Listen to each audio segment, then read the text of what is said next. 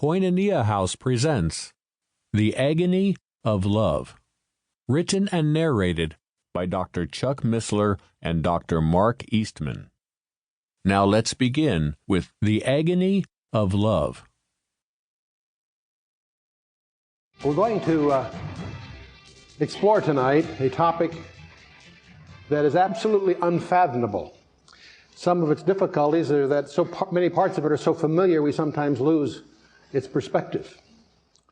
We're going to explore, as we do every Easter season, the cross, the crucifixion, and we will do it by getting in the Word. But before we do, I thought it might be different, might be instructive, to look at it through perhaps from a little different perspective.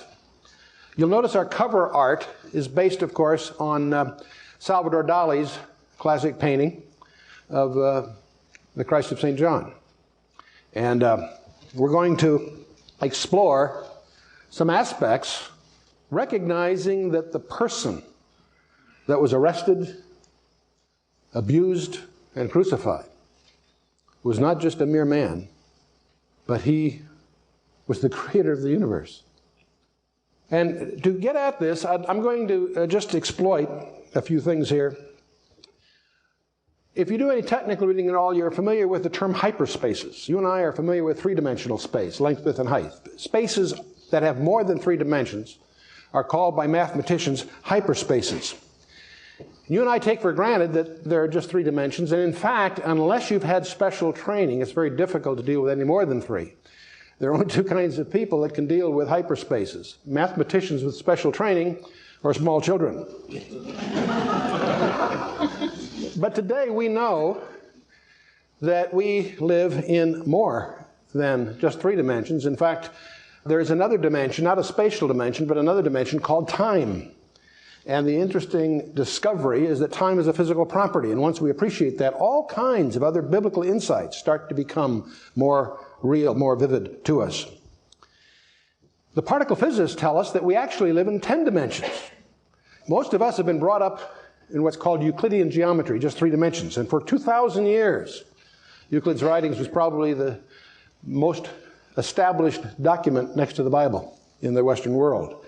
But actually, on June 10th of 1854, Georges Riemann gave the most important lecture in mathematics to ever be given on the planet Earth, where he introduced Riemann geometry, in effect, what's known now as Riemann geometry and metric tensors. And that mathematics led Dr. Einstein to discover a four-dimensional universe, three spatial dimensions plus time. And most of us have heard about Einstein's theory of relativity. In 1953, Kaluza-Klein mathematics resolved all kinds of problems, light and gravity. Light is now recognized as a vibration in the fifth dimension.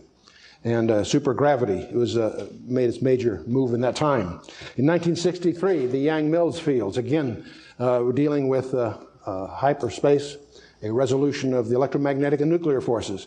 And now, of course, we now live in the area of superstrings, where the scientists tell us that we live in 10 dimensions. Well, you say, gee, Chuck, what's this got to do with where we're going? Well, first thing you need to understand is that it's very difficult for us to, even though we know they're there, it's hard for us to visualize the implications of more dimensions. Now, how do we then reconcile a four-dimensional cube in a three-dimensional space? And an unraveled four-dimensional cube is called by mathematicians a Hinton cube, or sometimes called a tesseract.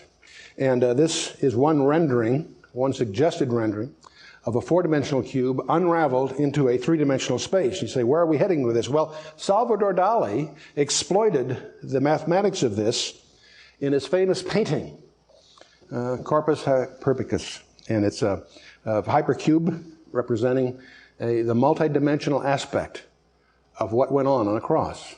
Now, this is just a surrealistic representation, but I share it with you to stretch your horizons, because we're going to try to understand a little better what's really going on in the period between Gethsemane and the Garden Tomb. We're going to explore 6 hours, but those 6 hours also involve eternity. And we're going to try to take a little more measured look at all of this. So what we're going to do, we're going to explore the most cataclysmic event in the entire universe. Sample complete. Ready to continue?